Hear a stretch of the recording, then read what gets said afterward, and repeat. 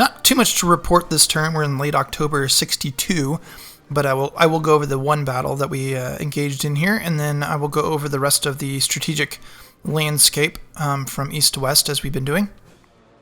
So he did attack me over here in Arkansas like we expected. I didn't lose as many troops as I had anticipated. As you can see, he's got more than twice as many artillery, he's got more cavalry, and then he's got not quite twice as many troops as I do. But I think because of the weather, since we're in late October, and we're fighting in the mountainous terrain, that probably led to the reason he wasn't able to kill more of my troops than he did. As you can see, he's got all his best generals out here. That might actually give him the opportunity to promote Lion, since we're getting into 63 and he still is a division commander, but we'll see. But not too much, only about 3 hours of battle.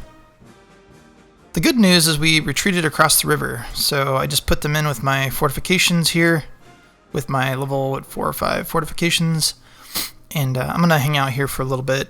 Again, all of this was just a delay tactic. So now I would note he's only got a tiny little battery there protecting his supply depot, so I know for a fact he's going to pull at least one of his divisions back since I have my horses here, and he's probably suspecting I'm going to go after his supply. I'm actually just going to go back across the river and park him there, but this will at least force him to pull a division or two back to protect his supply depot, and I highly doubt he's going to attack me across the river. That'd be pretty gutsy, especially in this weather.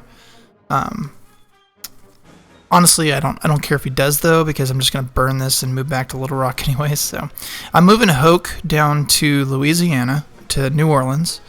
I'm then going to replace my 322 guy here with a 311, and then also move him to Virginia.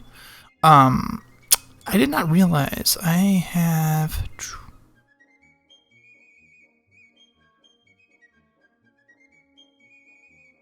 Actually, I'll make him the 311. I was moving another 311 over here, but actually I can save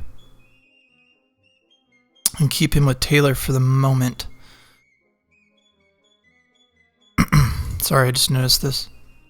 So I'm training all these guys up to at least conscripts, and what I'm going to do, I'm going to leave Taylor here through early December, and then early December I'm going to move him to Richmond and start training up all my troops out there, with the anticipation of using them in a spring, either offensive or whatever the heck happens out there. So this is what I got here at on the other side of the river, here at Smith, Arkansas. That's about all there is to report over there. Let's go over Virginia. So lots going on over here. Here's what we've got. I'm moving Lee to the middle with the artillery piece. That way he can take command of the battle if a battle does ensue. I got Claiborne, who's a 537 corps commander, attached to Lee. And then a 422. U-Boat Early's a 422 commander. I'm going to give him an elite brigade, which I just got here with Pickett. So I'm going to move him in with U-Boat Early. I'm not sure what to do with Pickett yet. For the time being, I'm just going to move him down to Richmond until I figure out where to send him. But anyways, so I'm moving that elite brigade there. I have the Tiger Brigade, which is coming from the west. I'm going to put them in with my independent division. That'll be led by A.P. Hill. And then I'm going to have to get him a pretty good division commander, because I want to use him pretty independently. I'm moving my cavalry actually down here to take that guy out instead of this dude. I'm going to move him back over to the west because my cavalry is going to be more beneficial out there. I'm going to move Stuart down here and just sweep that up. And I'm going to use this guy kind of like an interior kind of cleanup operation. I'm not sure what he's going to do. I know he's going to readjust his strategy if he can't punch through my line here. And so that could either mean him landing down in North Carolina, or picking off my different ports here.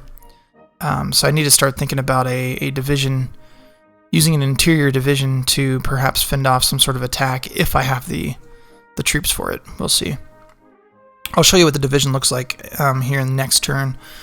I'm putting it right in between all three of my corps right now, with the idea being that if he does attack, he's probably going to attack Jackson. Would make the most sense, or Longstreet. That's why I'm moving him over to Norfolk, by the way, because he's a 433 corps commander. Attach him to Johnston. But I'm going to take Forrest here and move him in with Jackson. Just because I'm anticipating either an attack on Longstreet or Jackson. Just to remind you, here's what I have under Longstreet. 322, 313, and then 433. So pretty good defense here. If I were him, I would attack Jackson just because right now, as it looks like on paper before, obviously Forrest gets here, I only have a 2 defense guy, and then I've got a 1 defense and a 1 defense. But I do have two elite divisions there, so we'll see what he does. I'm not as worried about him attacking Claiborne because this guy here is attached to McClellan. So if he were to attack Claiborne, he's going to get hit by 2 corps. And he's only going to be by himself with the 1 corps across the river, so I don't see him doing that. The attack's going to come from McDowell. So I've got all these guys digging in just because I'm not quite sure where my fallback line is going to be if I do that. I do have various cavalry working along the rail lines to sweep up these partisans here and get this up and going again. Down here in the south, we did take this back. I'm going to move the other cavalry over here just to take this. These are cavalry kind of from up north. I'm going to move him inside Louisiana and inside New Orleans. So just a note, practice tip here. New Orleans is very productive for the Confederacy so long as you can hold it. But one of the things that's going to hamper your productivity is your loyalty. So I did not realize that the loyalty was only 64% here. So I need to get that up. So I'm going to move this guy over, put him inside the city because he does have this occupier trait. So I'm going to put him inside the city to get it up. I'm also moving various division commanders down to New Orleans to basically restructure this. It's going to be a 2-division, 4 brigadier general command, which makes it essentially a corps command with 2 divisions. And then I'm going to put a hospital on it too. So I'm currently moving a bunch of stuff down here to build up a 2nd division, and then it should be built up by the end of the year. I'm also going to move a bunch of artillery, 4 artillery pieces, and a supply wagon. I'm going to build another fort to make this a level 2 fort because I do intend to hold to the last in New Orleans if he tries to attack me. So I consider it that important, mainly because if you look at it here, it's like my number 2 in terms of money production, but then really just doesn't compare to anything else. It's got 20 war supply, 6 conscripts. And then, the next thing is Richmond. So, I mean, between Richmond and New Orleans are my 2 most important locations. Not a whole lot going on with my Army of the West, or Army of the Shenandoah, over in the West.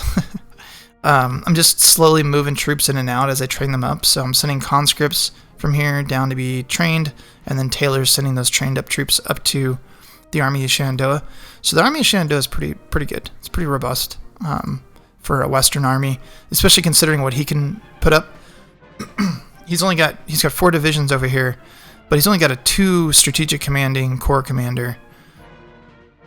So as you can see, not very well led.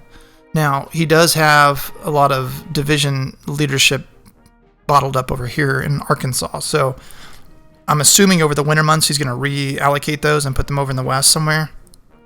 Or over in the east for an all-out eastern offensive come 63. We'll see. He was asking me where I put Beauregard. Well, he's down in Nashville. He can't see that right now. Mainly because the loyalty is so high. 100%. I am peeling a few divisions off. I peeled off 2 infantry and then artillery off of here and sending them east. Just to kind of further round out those divisions I have over there. But I do intend to get him fully built up as a division. That way I have 3 divisions in here. That'll give me 9 divisions, really 9.5 if you consider Memphis, over in the Western Theater. And then, I'll have 2 here in Little Rock. Little Rock would be pretty important to hold because if I lose that, then he has access to the river here. And he could potentially make a move on the rail line. So I do want to try and hold Little Rock for as long as possible. Now beyond that, so I'm just moving this guy forward to get some military control, again try and delay him. It was smart we didn't make a move on Lexington because he did reinforce it pretty heavily with what appears to be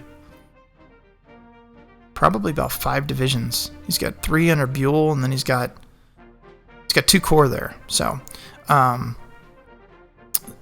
hopefully taking Munfordville, what that does is it delays him from being able to make a push on Bowling Green until, come the spring. Excuse me, sorry. So that was a real reason for pushing up here, is really just to kind of give him, cause him to pause, reinforce, delay, that sort of thing. I am going to try and take this place after all. He didn't move anybody here to protect it, so I'm going to move him back and try and take it, because it does have a supply depot there, and then burn it. Moving these guys over to tear up the rail line, and then just all this stuff is just reinforcing Nashville, getting my force up. I don't have much in Bowling Green at the moment, but that's mainly just because I'm going to use the Army of the Mississippi to move forward to Bowling Green if necessary. One additional thing I'm doing, I'm being pretty aggressive in the far west, even though perhaps I shouldn't be. Well, we will see.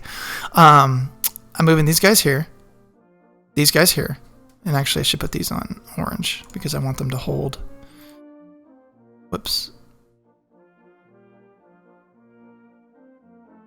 And then I'm going to go try and take his depot out again. So I'm moving that. I got good command penalty, no command penalty. I'm going to put guys here on the side of the river just to protect my retreat, because I'm going to hit it once. If I can't take it, I'm going to get the hell out of there. And then moving the mill to get some military control. Because I don't have any. And I have just a little bit. Hopefully moving through there will give me the military control I need to get the heck out of there. But we'll see. I don't know what he has here, but I imagine it's bigger than that, because it was the last time we went up by there. So we'll see. Might be too aggressive of me. It's kind of high risk, high reward, because he does have one additional supply depot at that fort. But if I can cut that supply, it's going to make it really hard for him to push with a sizable force when he decides to make a move on New Mexico. So we'll see. My engineers are built. So I'm moving one up to Paducah because I am building a fort up here. 4 6-pounders and the 4 supplies. We're building a fort up here. That'll take 25 days. But having the engineer up there, I believe, shortens that process.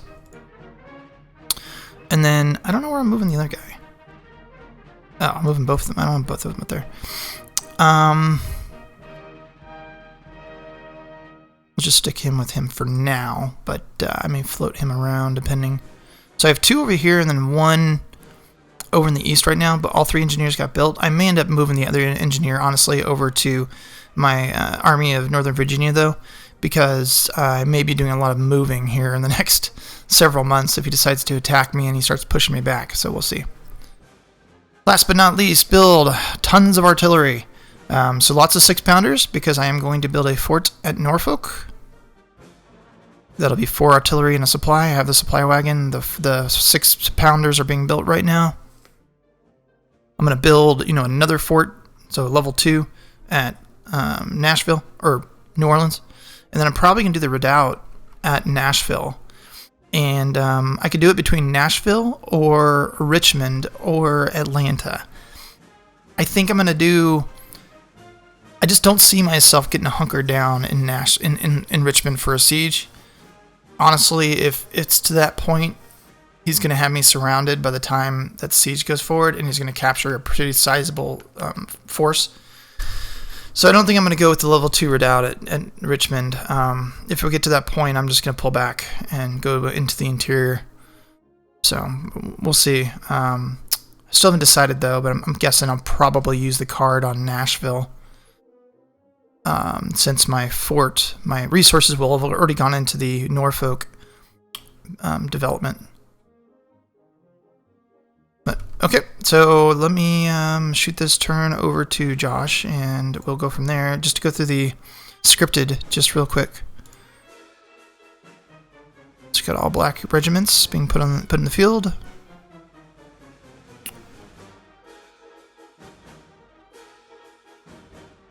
Union chartered more civilian ships for service in the Navy. Got some money from the blockade runners. We got 50 money from the cotton bale runs. That's good. So we got 9 cash, 7 war supply from the blockade.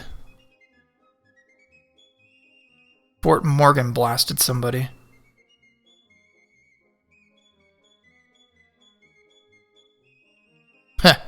He probably tried to pull his... so he had some sailors here. I think he tried to pull him out and he got shot. But...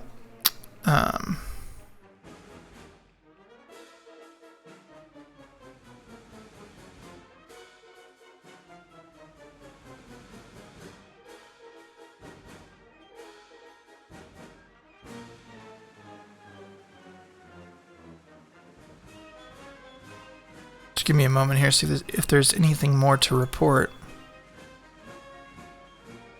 Taking Fort Supply, where's that at? Oh, that's right. Okay, so we took these forts over here. I'm gonna burn those.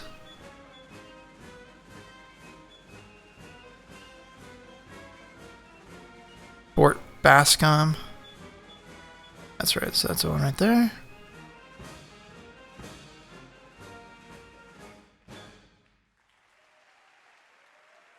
And looks like that's about it.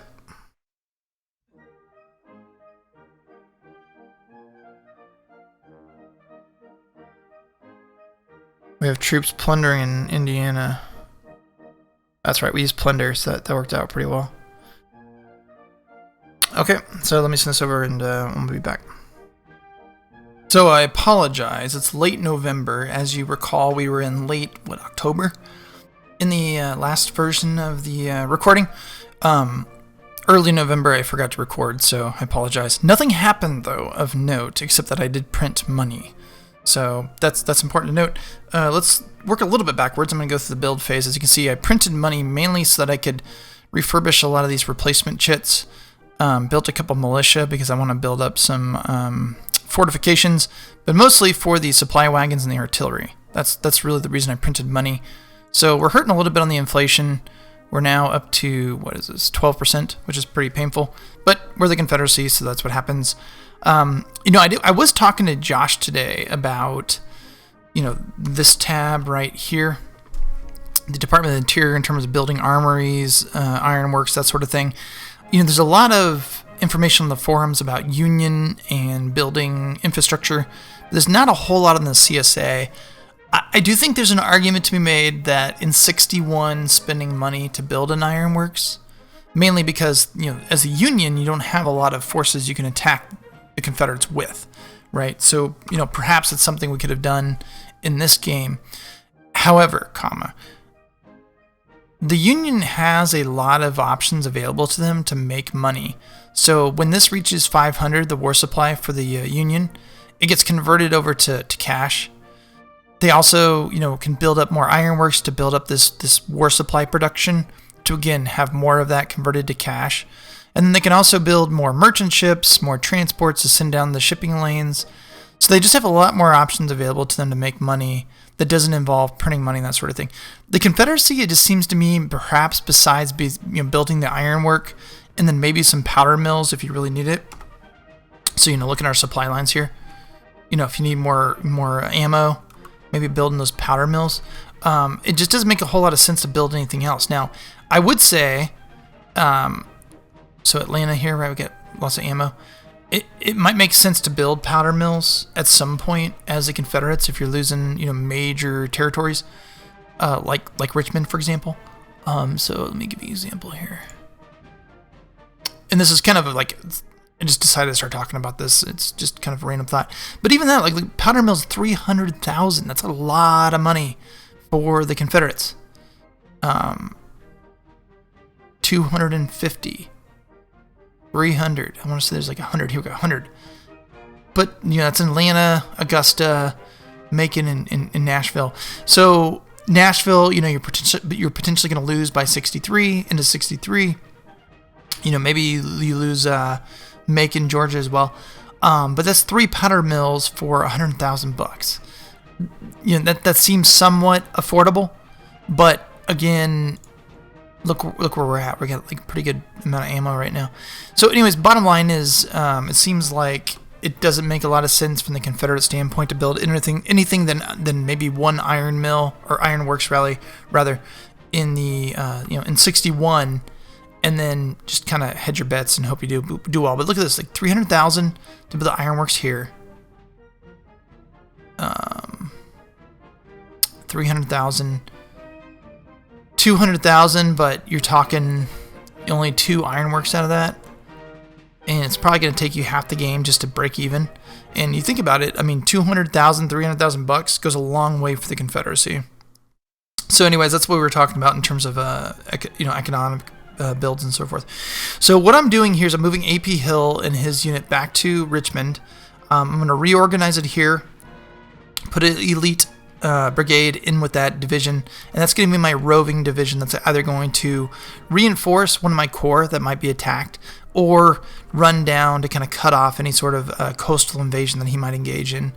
So I'm going to put them in Richmond. I did a lot of reorganization this turn because I'm trying to anticipate some sort of attack that's not on my front line. So the next thing I'm going to start doing is, if you look down at Atlanta, so if he takes Richmond, I can move my capital down to Atlanta, which basically means that not a whole lot happens, right? Like, I lose a lot of production, but as far as national morale, as far as my army is concerned, I'm still in the game. But if he goes up the river here and lands just south of Atlanta and then moves up rapidly and takes Atlanta and then takes Richmond, or takes Richmond and then moves up here with another force really quickly and takes Atlanta, game over, right? So I'm moving a division to Atlanta just temporarily. I may not keep them there. In Muskogee, Georgia. And I'm going to fortify here just in the event he decides to try that.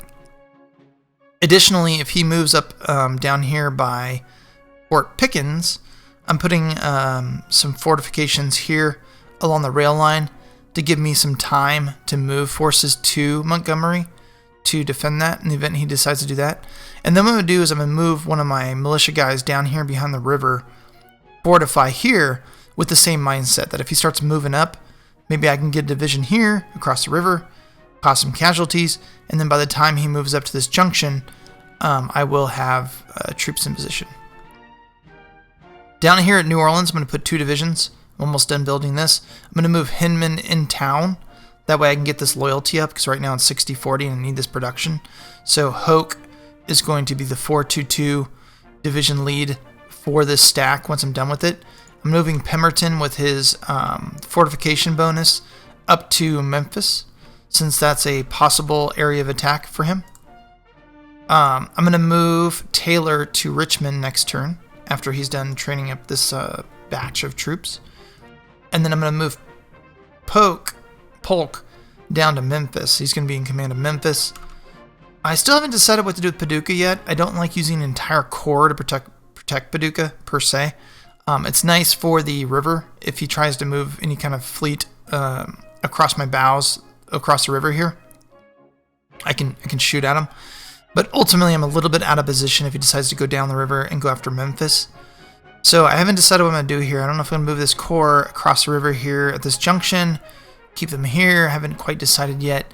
He's got 3 divisions here, and then another 4 here. So he's got about 7. I got 6 between my 2. So we'll see. I'm moving him back into port because my cohesion's a little low. Get them reset and then put them back out here. That way I can intercept anything that comes down the river. Although I suspect if he's going to move down to Memphis, he's going to wait until the weather clears up, because right now the weather's pretty nasty. So we'll see. I'm moving one of my light, so this guy right here, he's got light artillery, cavalry, 2 infantry. He's over in Virginia right now, attached to Hill. I detached him and moved him over to Nashville because it's a good kind of static unit to hold Nashville with. He's got 3 divisions here. I have no idea what he has back here, but I got my 3 divisions here.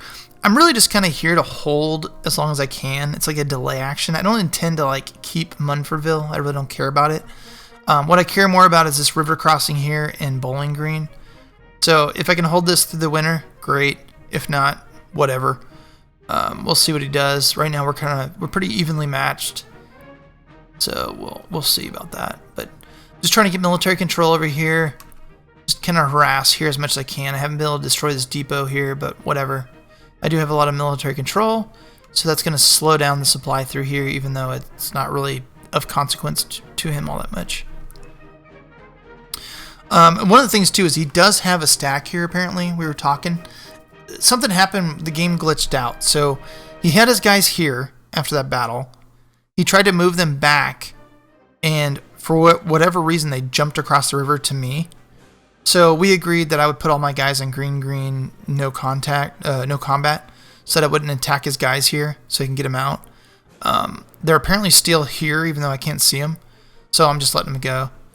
I am moving him, though, back to Memphis, just in case he decides to make a move on Memphis. The attack on Memphis is far more likely than an attack down here right now. So I would note, I've got a bunch of supply here, and I don't want to keep it. So I may end up burning that come the spring. That way there's a pretty sizable gap between Fayetteville and Little Rock. Now, he could always build a supply depot and whatever, but at least that forces him to burn that card, as opposed to just taking our supply depot and using that as a way to attack Little Rock. But we'll see. I'm going to build a redoubt, actually, in New Orleans to double down on the fort that I have here. And then I'm actually going to send my artillery and a supply wagon up to Nashville, because the redoubts take a couple months and the forts are a lot quicker.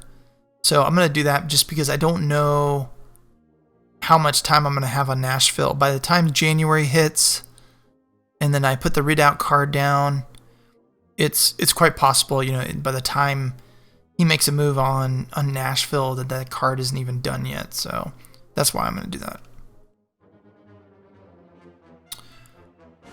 Far west, I was not able to take this depot again, so we're just pulling back here and just getting more military control. A little frustrating, but it is what it is. And then I've got, these guys here. I'm moving him up because, so I'm moving him up here to get eyes on what's going on up here. Because, he's got 7,000 here, 2,500 here. It's a lot of troops, but he hasn't made any movement. So I don't know if he's just building up even more troops to attack me in the spring, or if he's planning some sort of assault on Norfolk or on Richmond or the coast. I don't know. So I'm going to try and get some intel on that. I was able to secure my rail line here and take care of that. And then, that's about all that's going on. Again, I'm building a bunch of artillery. That's what I end up using my money on. That's why I did the issue or print money, which increased the inflation again. Put an elite brigade, 2 infantry, line infantry, a light, some cavalry, and then a little bit of artillery. I'm going to try and just build this up even more over time, so that hopefully come spring, when we're engaged in a lot of action, we get a lot of reserves. And I think that's all to report. Yeah, we didn't put anything in the river pool this turn. And like I said, I'm just repositioning troops. I'm putting a brigade commander here in Fort Donelson, another brigade commander in Nashville, and next turn it'll be a little more clear in terms of my disposition. Right now it's kind of all over the place, but I'll be able to show you next turn. So, okay, let's go to the next turn and we'll proceed. I don't think these battles were anything of note. No, they weren't. Okay, all right, I'll be back.